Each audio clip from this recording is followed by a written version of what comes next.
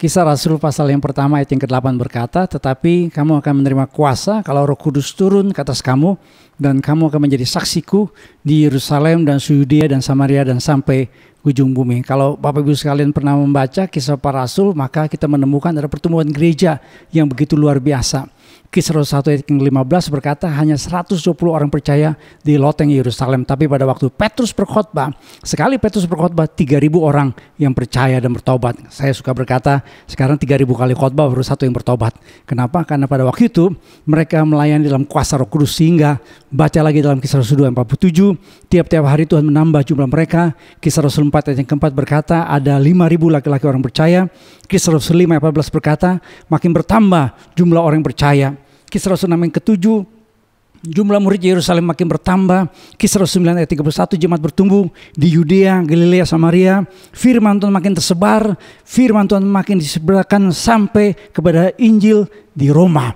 Jadi artinya gereja bertumbuh dengan luar biasa. Kenapa gereja Tuhan bertumbuh dengan dahsyat? Karena firman Tuhan berkata kamu akan menerima kuasa.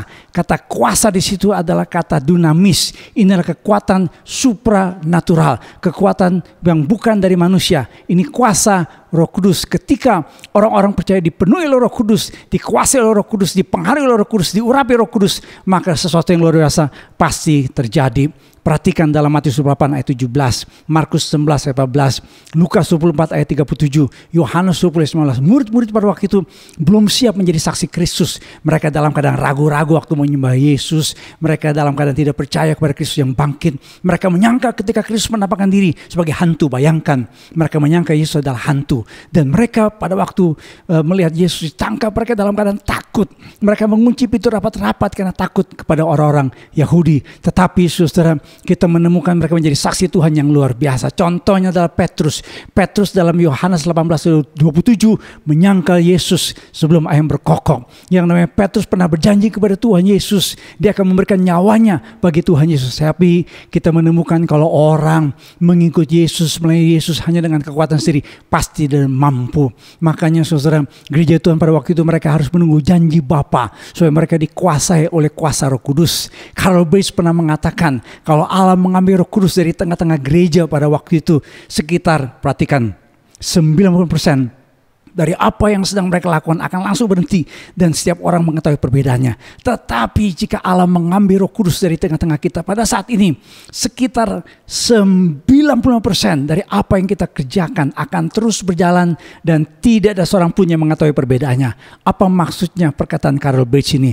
Karl Barth mau mengatakan bahwa gereja mula-mula sangat bergantung kepada kuasa Roh Kudus. Gereja modern sudah kehilangan kuasa Roh Kudus. Saudara, menjelang hari Pentakosta, setelah Tuhan Yesus naik ke sorga, kita diingatkan untuk berdoa bersama. Supaya apa? Supaya seperti gereja mula-mula mengalami kuasa Roh Kudus. Saudara, pada hari kenaikan Tuhan Yesus kita ada 3 ibadah yang kita lakukan bersama-sama secara online. Saudara akan mengalami kuasa Tuhan. Tujuannya adalah apa? Supaya kita mengalami kembali yang namanya janji Bapa. Pada hari Pentakosta kita tahu gereja Tuhan dipenuhi Roh Kudus dan mereka mengalami kuasa Tuhan yang luar biasa. Kenapa? Karena sebelum hari Pentakosta mereka berdoa bersama-sama. Kita akan mengadakan doa bersama-sama. Ada 4 ibadah online kita lakukan sebagai doa bersama-sama dan doa masing-masing di rumah.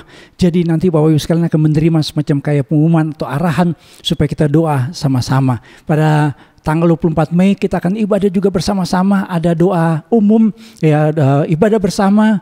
Ya, kita akan beribadah 7.30, jam 10, jam 5 sore. Juga ada ibadah buat anak-anak, ada ibadah buat orang muda jam 3 sore, Youth Master Plan. Jadi mari kita sama-sama mempersiapkan hati kita supaya kita menjadi orang-orang percaya yang dikuasai Roh Kudus. Saudara, dalam situasi yang seperti ini selalu saya katakan jangan pernah mengandalkan manusia. Kita pasti kalah. Tetapi kalau kita mengandalkan kuasa Tuhan melalui kuasa Roh Kudus, kita jadi pemenang, bahkan lebih dari pemenang. Tuhan memberkati. Shalom.